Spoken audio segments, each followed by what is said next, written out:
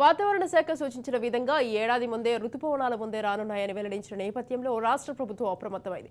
ఇందులో భాగంగా 2024 ఖరీఫ్కు సర్కారు సమాయత్తమవుతోంది. ఈ సందర్భంగా వ్యవసాయ శాఖ మంత్రి తుమ్మల నాగేశ్వరరావు సంబంధిత అధికారులతో ఖరీఫ్ పంటల సాగు, రుణమాఫీ, పంటల బీమా, ఇటీవల కురిసిన వర్షాలకు నష్టపోయిన పంట వివరాలు, పరిహారం వంటి పలు అంశాలపై మంత్రి సమీక్ష నిర్వహించారు. ఖరీఫ్ 2024 నుండి అమలయ్యే పంటల బీమా విధి విధానాలపై మంత్రి దిశానిర్దేశం చేశారు.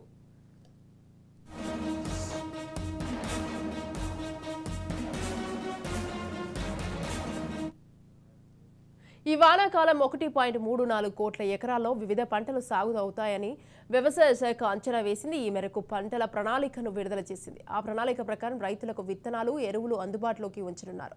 ఈ వానాకాలం అత్యధికంగా 66 లక్షల ఎకరాల్లో వరి, ఆ తర్వాత పత్తి, 60 లక్షల ఎకరాల్లో పత్తి సాగు అవుతుందని పేర్కొంది. గతేడాది వానాకాలం సీజన్లో 1.26 కోట్ల ఎకరాల్లో అన్ని రకాల పంటలు సాగయ్యాయి.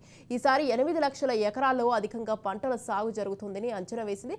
గతేడాది 65 లక్షల ఎకరాల్లో వరి సాగు కాగా ఈసారి 66 లక్షల ఎకరాల్లో నాట్లు పడనున్నాయి. గతేడాది 44.77 లక్షల ఎకరాల్లో పత్తి సాగు కాగా ఈసారి అదనంగా మరో 15.23 లక్షల ఎకరాల్లో పత్తి సాగయ్యేలా ప్రోత్సహించనున్నారు.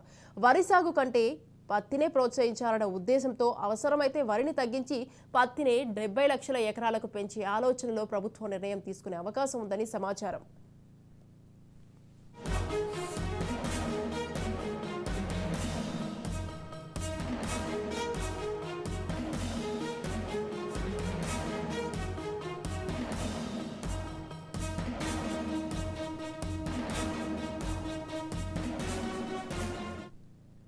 రైతులకు ఇచ్చిన మాట ప్రకారం ఆగస్టు 15లోగా రైతు రుణమాఫీ చేసి తీరాల్సిందేనని సీఎం రేవంత్ రెడ్డి తీసుకున్న నిర్ణయానికి అనుగుణంగా అందుకు అవసరమైన అన్ని ఏర్పాట్లు చేయాలని ఇప్పటికే అధికారులను ఆదేశించిన నేపథ్యంలో మంత్రి తుమ్మల రుణమాఫీ పథకం విధి విధానాలపై అధికారులతో సమీక్షించారు.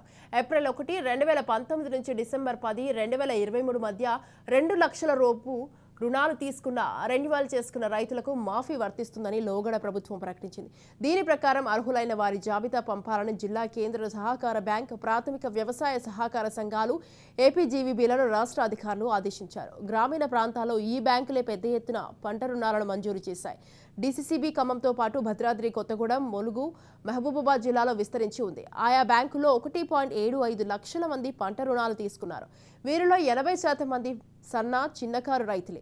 సుమారు 882.12 కోట్ల రూపాయల వరకు రుణమాఫీ వర్తించే అవకాశం ఉందని సమాచారం. మరో బ్యాంక్ ఏపీజీవీబీ పరిధిలో ఖమ్మం జిల్లాలో 83,000 మంది రైతులు 945.76 కోట్ల రూపాయలు, భద్రాద్రి కొత్తగూడెం జిల్లాలో 42,000 మంది రూపాయలు, అలాగే 448.35 కోట్ల రుణాలు పొందారు. వీరితో పాటు జాబితా తయారు చేయాలని 1-2 రోజుల్లో ఇతర వాణిజ్య బ్యాంకులకు కూడా ఆదేశాలు రానున్నట్లు తెలిసింది. రైతులు పంట నష్టపోయిన సందర్భంలో బీమా పథకం వారిని ఆదుకునే విధంగా ఉండాలని మంత్రి సూచించారు. టెండర్లలో పేర్కొన్న నిబంధనలు, ముందుకు వచ్చే కంపెనీలకు ఉన్న అర్హతలు మొదలైన అంశాలను 1-2 సార్లు పరిశీలించుకొని పంట నష్టపోయి అర్హులైన ప్రతి రైతుకు బీమా అందేలా చూడాలని సూచించారు. ఈ పథకం అమలుకు ఆదర్శ రైతులు, రైతు సంఘాల ప్రతినిధులతో ఉమ్మడి జిల్లా ప్రాతిపాదికన సమావేశాలు నిర్వహించి వారి అభిప్రాయాలను కూడా పరిగణలోకి తీసుకోవాలని మంత్రి సూచించారు.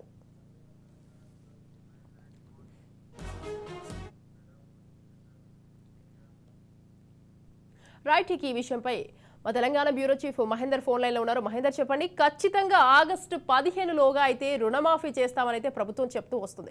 అనుకున్న విధంగా రైతులకు మరి మేలు జరగనుందంటారా? ఖరీఫ్ కు సర్కార్ మొత్తం సమాయత్తమని చెప్పొచ్చు. ఇక రుణమాఫీ విధానాలపై కూడా మంత్రి తుమ్మల రివ్యూ కూడా పెట్టినారు. పంటల బీమా అలాగే గైడ్ లైన్స్ పై కూడా దిశానిర్దేశం చేయడానికి 2-3 విడతల పంట నష్టాలపై కూడా వివరాలు ఇవ్వాలని ఆదేశాలు అయితే జారీ చేశారు. ఇక సహకార సంఘాల ఎన్నికల నిర్వహణ కూడా సత్వరమే చర్యలు తీసుకోవాలి. పంటల సాగు, రుణమాఫీ, పంట బీమాపై కూడా సమీక్షలు నిర్వహించనున్నారు. సో ఇప్పటికే 1.34 కోట్ల ఎకరాల్లో వివిధ పంటలు సాగవుతున్నాయని వ్యవసాయ శాఖ అంచనా ఉంది. మొత్తం ఆగస్టు 15లోగా రైతు రుణమాఫీ చేసేందుకు ప్రభుత్వం చర్యలు తీసుకోవాలని చూస్తుంది.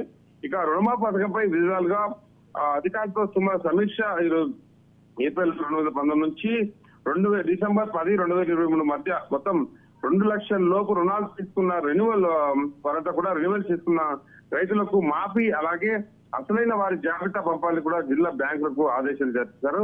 ఇప్పటికీ ఆయా బ్యాంకుల్లో 1.75 లక్షల మంది పంట రుణాలు తీసుకున్నారు.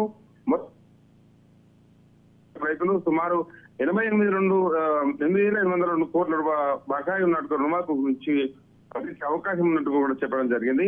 సో ఓవైపు ఖరీఫ్ సమీపిస్తున్న నేపథ్యంలో మొత్తంగా రైతులకు ఏ రకమైన ఇబ్బంది కలగకుండా ఇటు ప్రభుత్వం నుంచి అటు బ్యాంకుల నుంచి మొత్తం కూడా కింది స్థాయి ఎంక్వైరీ అధికారుల నుంచి వరకు కూడా రైతుకు అందాల్సినటువంటి పూర్తి పథకాలు కావచ్చు ఇవన్నిటిపైన దృష్టి సారించింది ప్రభుత్వం అయితే.